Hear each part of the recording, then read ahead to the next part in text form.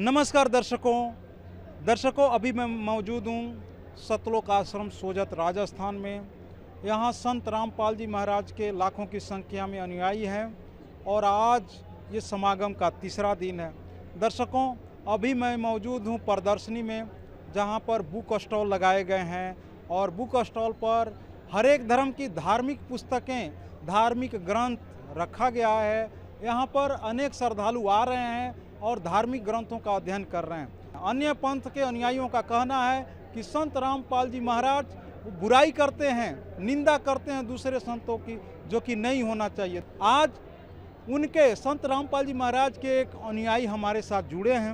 हम उनसे इस सवाल को पूछेंगे कि आखिर वे क्यों दूसरे पंथ की बुराई करते हैं। जी नमस्कार। सत साहिब। आपका शुभ नाम? बनवारी दास। कहाँ से आए हैं बनवारी दास? जिला कोटपुतली भैरोड राजस्थान से।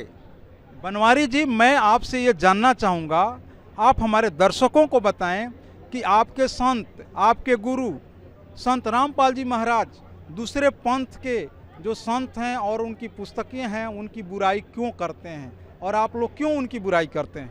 देखिए, हमारे गुरु संत रामपाल जी महाराज किसी की बुराई नहीं करते हैं। उन्हीं जो संतों के बारे में बताते हैं जिन्होंने स्वयं के पुस्तकों में लिखा हुआ है। आपको मैं दिखाना चाहता हूँ, बुराई नहीं है। उनको चेताया गया है कि आपने जो लिखा है क्या वो सही है।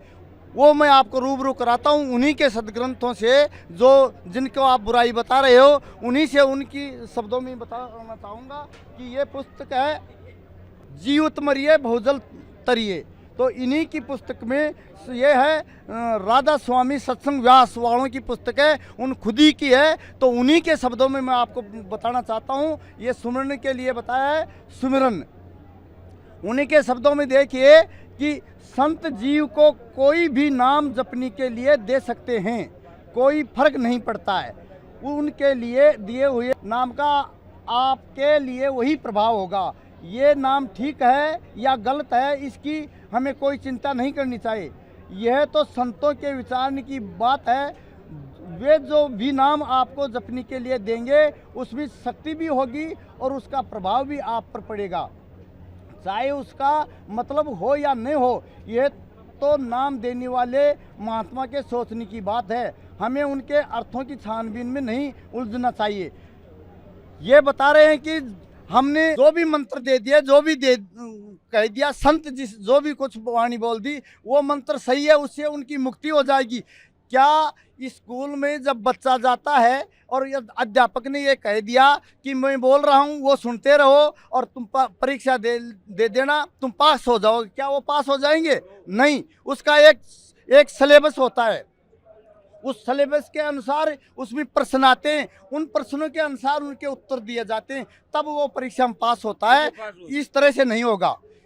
ठीक हमारे गुरु संत रामपाल जी महाराज बताते हैं हमारे सदग्रंथों के आधार पर कि सदग्रंथों में जो मंत्र हैं उनका जाप करने से ही वो पास होगा, यानी वो सफल होगा, सतलोक में जाएगा। जैसे ओम तो है सार्वजनिक, जो गीता अध्याय 8 श्लोक संख्या 13 में बताया गया है ओम का। ओम इत्याक्षर ब्रह्म व्यवहार माम मनु स्मरण ये प्रियाति तवजन देहम सयाति प्रमाम गतिम। ओम की साधना करने से ओम की गति मिलती है और ओम की गति है ब्रह्मलोक। ब्रह्मलोक में गए हुए भी वापस आते हैं, क्योंकि गीता अध्याय 8 श्लोक संख्या 16 में बताया गया है कि आप ब्रह्म भूम लोका पुनरावर्ती नो अर्जुन मामुपेते तो कौनते पुरजनु विदिते। हे अर्जुन, ब्रह्मलोक पर्यंत भी पुनरावर्ती में है, अर्थात मोक्ष नहीं होगा और ब्रह्मलोक तक का ही होगा। तो फिर ये बताया गया गीता अध्याय 17 श्लोक संख्या 23 में कि ओम तत्सत। ओम तो है सार्वजनिक, तत् और संत है ये सांकेतिक।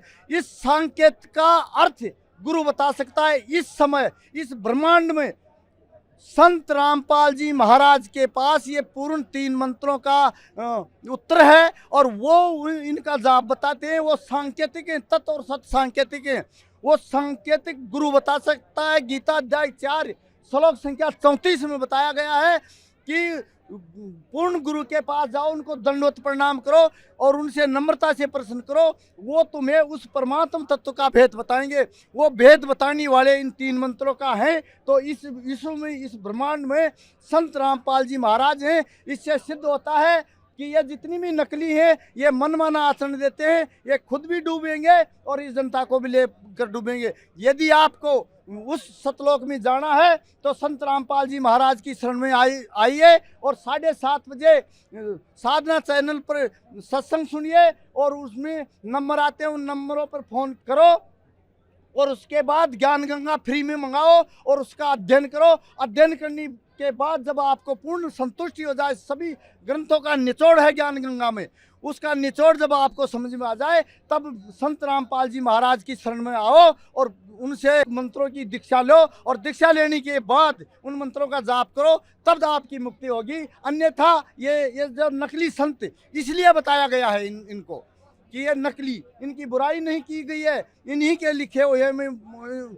सिद्ध किया गया है कि ये मनमाना आचरण देते हैं। यदि आपको मंत्र लेना है तो संत रामपाल जी महाराज की शरण में आओ और दीक्षा लो और अपना कल्याण कराओ। यानी आप ये कहना चाह रहे हैं कि संत रामपाल जी महाराज और उनके अनुयायी किसी की बुराई नहीं करते हैं, बल्कि उन्हीं की किताबों में जो बातें लिखी गई है उसी से उदाहरण देते हैं, उसी से प्रमाण दिखाते हैं। और ये श्रीमद् भगवत गीता और चारों वेद से ये साबित करते हैं कि उनका मंत्र गलत है, मन गढ़ंत है। और आप यही कहना चाहते हैं। और आपने एक एग्जाम्पल दिया कि कोई भी बच्चा अगर मन गढ़ंत सिलेबस पढ़ता है तो कभी परीक्षा नहीं पास होगा। अगर टीचर मन गढ़ंत बातें उसको पढ़ाता है तो वो एग्जाम में पास नहीं हो सकता है, वो आगे नहीं बढ़ सकता, अगले क्लास में नहीं जा सकता। आप यही समझाना चाह रहे हैं? हाँ, यही बात है।